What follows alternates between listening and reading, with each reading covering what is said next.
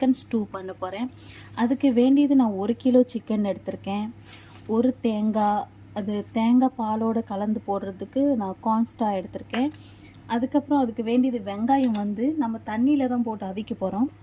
2 வெங்காயம் பெரிய சைஸில், 4 பச்சை மிளகாய், மசாலா ஐட்டங்கள் ஏலக்காய், கிராம்பு, பட்டை, ஸ்டா, பாசி இலை, அதுக்கப்புறம் கடல் பாசி, அதுக்கப்புறமா மிளகு, ரம்பா இலை எடுத்திருக்கேன். பூண்டு ஒரு 5 பல் பூண்டு சின்ன சின்னதாக நீளமாக கட் பண்ணியிருக்கேன். ஒரு இஞ்சி இந்த சைஸில் ஒரு இஞ்சி பாதி, கருவேப்பிலை, மல்லி இலை கடைசியாக போடுறதுக்கு. நம்ம இதெல்லாம் ஒரு குக்கரில் போட்டுருவோம்.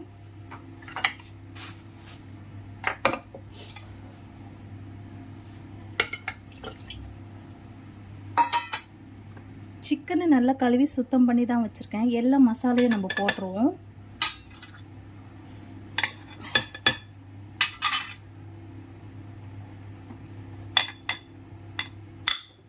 தேவையான உப்பும் போட்டுருவோம். இதுக்கு வேறு எந்த மசாலாவும் கிடையாது. இதுக்கு இந்த பச்சை மிளகாவும் மிளகும் தான். இது தண்ணி போட்டு நல்லா ஒரு 4-5 விசிலுக்கு நம்ம அவிச்சு எடுத்துருவோம்.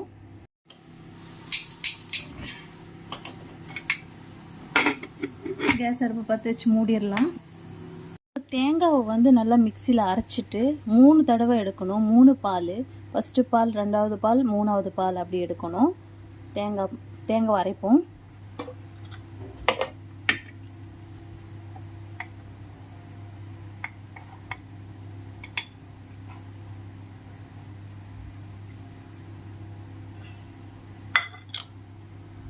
ஃபஸ்ட்டு பால் தேங்காய் பால் அரைச்சாச்சு, அது வடிகட்டிடுவோம்.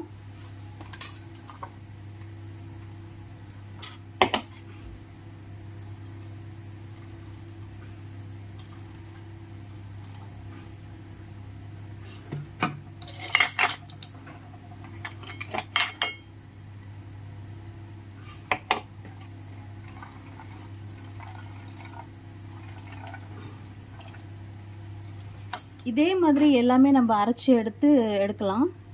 நான் எடுத்துட்டேன், தேங்காய் பால் எடுத்துட்டேன். இதை ஃபஸ்ட்டு பால், இது 2வது பால், அது 3வது பாலுங்க. கார்ன்ஸ்டா நான் பெரிய ஸ்பூனில் 1 ஸ்பூன் எடுத்திருக்கேன். இந்த ஸ்பூனில் 1 ஸ்பூன் எடுத்துருக்கேன். ஃபஸ்ட்டு தேங்காய் பால் இருக்குல்ல, அதில் நம்ம இதை கலக்கும். ஏன்னா இந்த கார்ன்ஸ்டா எதுக்கு கலக்கிறோம்னா திக்னஸ் கொடுக்காது.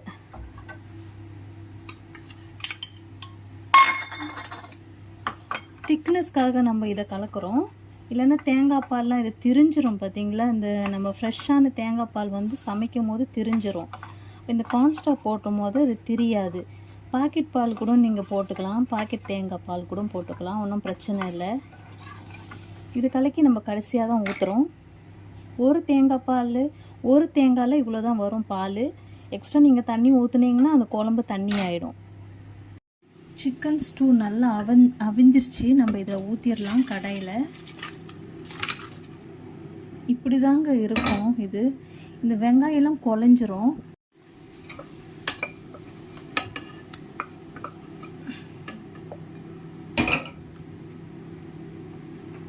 இந்த வெங்காயம்லாம் நல்லா வெந்திருக்குல்ல, உங்களுக்கு வாயிலெல்லாம் கடிப்படாது. இது இப்படியே நல்லா கொதிக்க வச்சோம்னா அது சரியாயிடும். இதெல்லாம் தாளிக்கெல்லாம் ஒன்றும் தேவையில்லைங்க. இதே போதும். இதுதான் கரெக்டு. இது தாளிக்கலாம் மாட்டாங்க. இப்படி தான் இருக்கும். இது இப்படி தான் பண்ணணும். இதில் நம்ம இப்போ கடைசி தேங்காய் பால் ஊற்றுவோம்.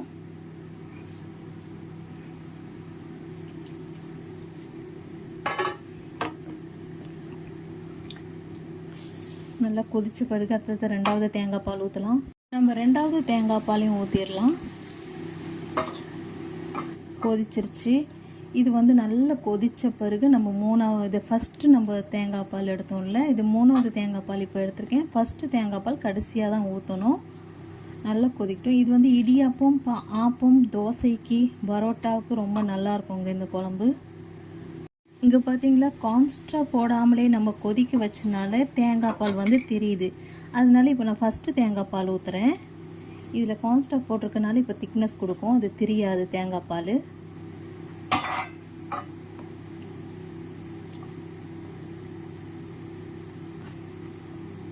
இன்னும் திக்னஸ் வந்துடும். வேறு எதுவுமே போட தேவையில்லைங்க. இந்த ஒரு ஸ்பூன், இந்த பெரிய ஸ்பூனில் ஒரு ஸ்பூன் நீங்கள் எடுத்து அந்த தேங்காய் பாலில் கலந்து விட்டாலே போதும், திக்னஸ் வந்துடும். கடலை மாவு அந்த மாவு எதுவுமே கிடையாது. இது நல்லா கொதிச்சிருச்சுக்குங்க பாருங்கள். உங்களுக்கு எவ்வளோ நீங்கள் பண்ணுறீங்களோ அது தகுந்த மாதிரி நீங்கள் போட்டுக்கோங்க கார்ன்ஸ்டாவை. நான் வந்து 1 கிலோவுக்கு கொஞ்சம் தானே இருக்கும், அதனால் நான் 1 ஸ்பூன் போட்டிருக்கேன். நீங்கள் 2 ஸ்பூன் உங்களுக்கு திக்னஸ் அப்படி உங்களுக்கு இதில் கலக்கும் போது திக்னஸ் வரலன்னா இன்னும் 1 ஸ்பூன் கூட நீங்கள் தண்ணியில் கலந்து ஊற்றிக்கலாம். அப்படி ஊற்றினா மல்லி இலை போட்டுடலாம். இது தாளிக்கெல்லாம் ஒன்றும் தேவையில்லைங்க.